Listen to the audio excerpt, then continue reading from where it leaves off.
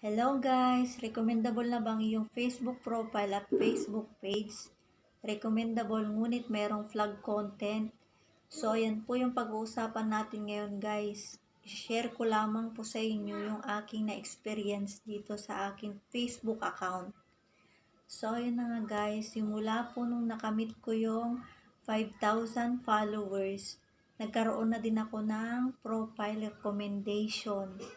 Pagkapindot ko nun guys, nakita ko recommendable na yung aking profile.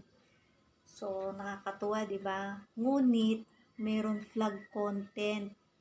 So yun na nga guys. Ang gagawin natin, punta lang po tayo sa ating dashboard. Pagka-click natin ng dashboard, scroll down, makikita natin doon yung profile recommendation. I-click natin yun guys. Pagka-click natin, doon mo na makita na recommendable ang iyong profile. Ngunit doon sa baba niya may nakalagay na flag content.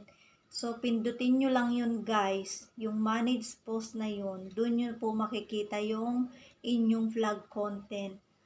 So yung sa akin guys, is nung una na nagkaroon ako ng flag content, hindi ko yun sariling post.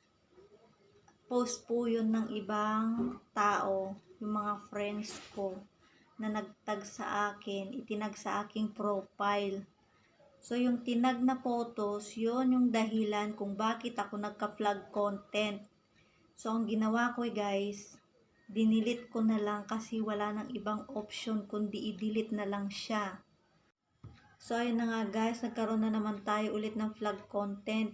Ito naman yung galing sa ating mismong upload na video na mayroong flag content.